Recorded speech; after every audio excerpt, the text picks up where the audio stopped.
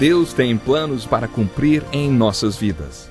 Essa é a mensagem de toda a Bíblia e é isso mesmo que estamos estudando aqui no Encontro com a Palavra, escrito pelo pastor Dick Woodward e narrado pelo pastor Edson Bruno. Fique atento a mais um programa que o Ministério Cooperativo Internacional leva a você. Com você agora, pastor Edson Bruno.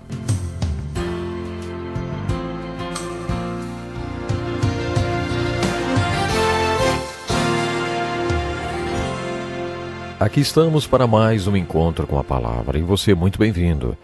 Esse é um programa de estudo de todos os livros da Bíblia. Nosso curso já nos trouxe as cartas de Paulo no Novo Testamento. No final do último programa, concluímos o estudo da primeira carta de Paulo aos Tessalonicenses. Junte-se a nós. Hoje iniciaremos o estudo de sua segunda carta à igreja em Tessalônica. Paulo escreveu esta carta poucos meses depois de ter escrito a primeira. Como já destaquei, a igreja não entendeu muito bem alguns dos ensinamentos que Paulo deu quando esteve em Tessalônica, ou o que citou na sua primeira carta. Além disso, algumas pessoas na igreja alegavam estar recebendo profecias e revelações que diziam que o dia do Senhor já tinha chegado, e que o evento do qual Paulo estava falando já tinha acontecido. Como se não bastasse, havia cartas falsas circulando pela cidade, supostamente escritas por Paulo. Por tudo isso, os tessalonicenses, diz a Bíblia, estavam confusos. Paulo logo escreveu mais uma carta para a igreja, que nós chamamos de Segunda Carta aos Tessalonicenses. Os capítulos 1 e 3 da Segunda Carta aos Tessalonicenses são muito semelhantes ao conteúdo da primeira carta, por isso não os comentaremos. Você deve ler e estudá-los cuidadosamente, mas o capítulo-chave é o segundo. No capítulo 2 de 2 Tessalonicenses, Paulo compartilha algumas coisas sobre a segunda vinda de Cristo que vou arriscar dizer 90% dos crentes nunca ouviram antes. No meio deste ensino profundo, Paulo pergunta aos Tessalonicenses: não se lembram de que quando eu ainda estava com vocês, costumava lhes falar essas coisas? É impressionante. Paulo só ficou com eles menos de um mês e ensinou tantas coisas. Nesta carta, Paulo respondeu a algumas perguntas e também abordou alguns pontos que tinham gerado dúvidas e criado confusão no meio desta igreja tão jovem. Agora, preste atenção no capítulo 2. Irmãos, quanto à vinda de nosso Senhor Jesus Cristo e à nossa reunião com Ele, rogamos a vocês que não se deixem abalar, nem alarmar tão facilmente, quer por profecia, quer por palavra, quer por carta supostamente vinda de nós, como se o dia do Senhor já tivesse chegado. Estudando a segunda vinda de Cristo, percebemos que Paulo fez distinção entre dois eventos que acontecerão como parte da segunda vinda de Cristo. Ele escreveu: quanto à vinda de nosso Senhor Jesus Cristo e a nossa reunião com Ele, rogamos a vocês que não se deixem abalar nem alarmar tão facilmente. Aqui ele fez distinção entre o arrebatamento, sobre o qual ele falou no capítulo 4 da primeira carta, e o dia do Senhor, que é um evento sobre o qual vários profetas escreveram. Aqueles que estudaram conosco o Velho Testamento se lembram que Joel, Sofonias e Zacarias profetizaram a respeito do dia do Senhor, e também o apóstolo Pedro em 2 Pedro 3. O grande e terrível dia do Senhor, como às vezes é chamado, será um julgamento cataclísmico de Deus sobre a terra. Os aniquilacionistas, vamos dizer assim, são aqueles que acreditam que, como resultado do grande e terrível dia do Senhor, toda a matéria na terra e no universo será aniquilada, e que depois Deus criará um novo céu e uma nova terra, onde os justos habitarão. Os teólogos afirmam que o autor do Salmo 46, o profeta Ageu, outros profetas que já mencionei, Pedro e o próprio Senhor, são unânimes em dizer que o grande e terrível dia do Senhor vai resultar na aniquilação da terra e do universo. Fica claro que quando Paulo falou sobre o arrebatamento da igreja, ele estava falando de alguma coisa diferente do grande e terrível dia do Senhor. É por isso que na segunda carta ele pede que os crentes façam uma distinção entre esses dois eventos. Os chamados amilenistas acreditam que o arrebatamento da igreja vai preceder o grande e terrível dia do Senhor. A primeira coisa que vai acontecer Será o arrebatamento da igreja. Depois ocorrerão alguns eventos no céu enquanto a terra passa por uma tribulação de 7 anos e ao final desta tribulação Cristo virá para a terra. Ele estabelecerá o seu reino, governará e reinará por 1000 anos. No início deste milênio, Satanás estará preso e no final Satanás será solto e haverá queda, a apostasia daqueles que serão levados por Satanás. Haverá então um grande julgamento cataclísmico chamado de o grande e terrível dia do Senhor.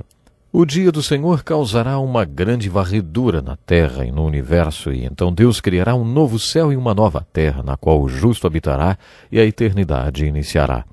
Esta é uma das maneiras de interpretar a cronologia da segunda vinda de Cristo. Agora dá para entender por que os tessalonicenses estavam confusos. Paulo ficou apenas 3 semanas na cidade e tentou ensinar tudo isso a eles.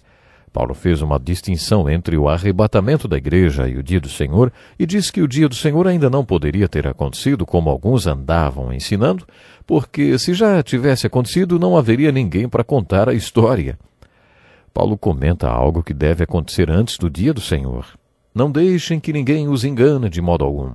Antes daquele dia virá a apostasia e então será revelado o homem do pecado, o filho da perdição.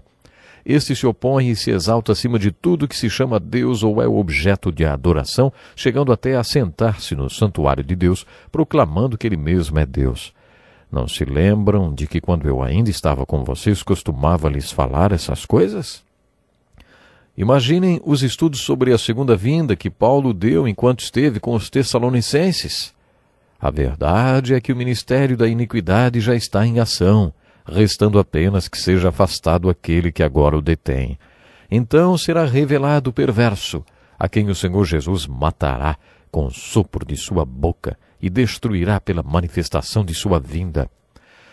Este é o cerne da mensagem sobre os eventos que antecedem o dia do Senhor que Paulo compartilhou com os tessalonicenses. Ele ensinou que o dia do Senhor não poderá acontecer até que este mistério da iniquidade, que sempre esteve ativo e tem sido restringido pelo poder de Cristo, obtenha livres poderes sobre a terra. O que Paulo estava dizendo aos tessalonicenses era que no livro de Gênesis, antes do dilúvio, Deus olhou para a terra e disse: por causa da perversidade do homem, meu espírito não contenderá com ele para sempre. Isso porque o homem é apenas carne e sempre se inclina para a iniquidade. Existe o pecado no mundo, mas o Espírito Santo impõe certos limites através do poder de Cristo e da igreja que o representa aqui. A igreja de Cristo é o sal da terra. Jesus, no Sermão da Montanha, usou esta metáfora do sal para se referir à igreja, porque naquele tempo o sal era usado para preservar os alimentos, uma vez que não existia refrigeração. A presença dos seus discípulos preserva o mundo contra a total corrupção moral. Outra maneira de dizer a mesma coisa seria: meu espírito está contendendo com o homem. O homem é carne e tem uma natureza pecadora. O homem se inclina para a iniquidade, mas Deus o contém. O Espírito de Deus contende com a carne do homem. É exatamente isso que Deus está dizendo em Gênesis capítulo 6, quando diz: por causa da perversidade do homem, meu espírito não contenderá com ele. Encontramos o mesmo ensinamento em 2 Tessalonicenses capítulo 2. Aí está o mistério da iniquidade. Quem está no centro da iniquidade? De acordo com este texto, é Satanás. Ele sempre esteve, e este tem sido o seu trabalho, mas ele tem sido contido pelo Espírito Santo.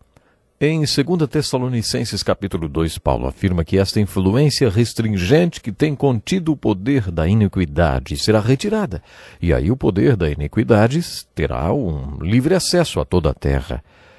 Mais uma vez, muita gente acredita que esta seja a descrição do arrebatamento da igreja.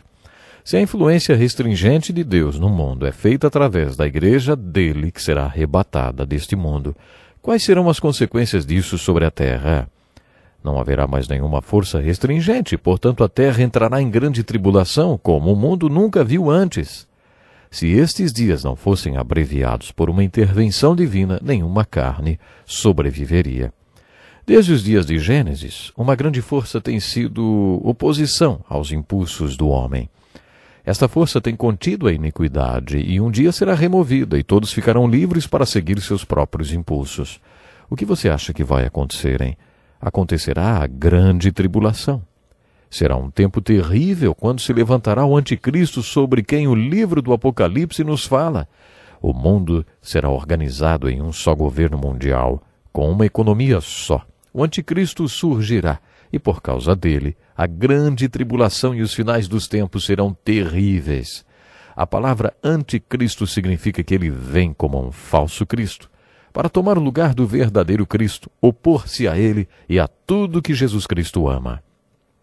Paulo escreveu o capítulo 2 de 2 Tessalonicenses para desfazer a confusão e esclarecer o ensinamento que ele mesmo tinha dado. Ele estava dizendo para aqueles crentes perseguidos: vocês têm de saber distinguir entre o arrebatamento e o grande dia do Senhor, que na verdade não tem nada a ver com vocês. O grande e terrível dia do Senhor está relacionado ao descrente, porque será um julgamento cataclísmico sobre os descrentes deste mundo. Os pré-milenistas acreditam que a Igreja de Jesus Cristo não passará pela tribulação. Uns acreditam que sim, outros que não.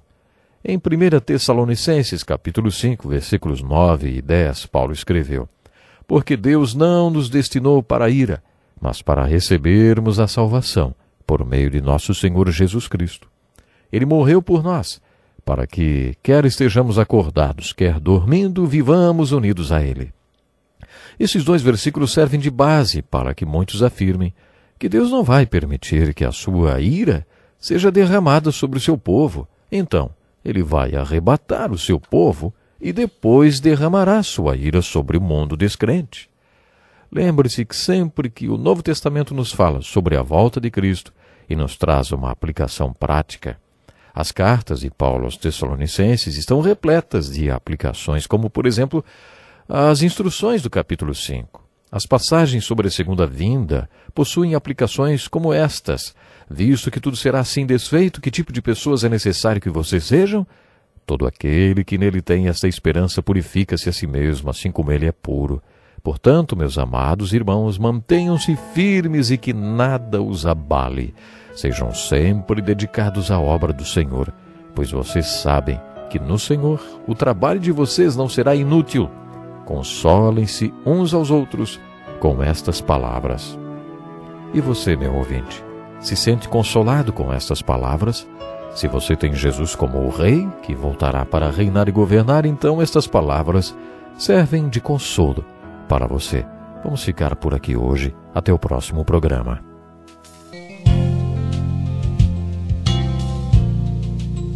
Que lição importantíssima. Obrigado, pastor Edson Bruno. Prezado ouvinte, coloque em prática o que você ouviu aqui. Sem dúvida, sua vida será grandemente abençoada. Este é um estudo escrito pelo Dr. Dick Woodward, na voz do pastor Edson Bruno. Escreva-nos e solicite o material. Nosso endereço é Encontro com a Palavra, Caixa Postal 2011, CEP 89201-970, Joinville, Santa Catarina. Até o nosso próximo Encontro com a Palavra.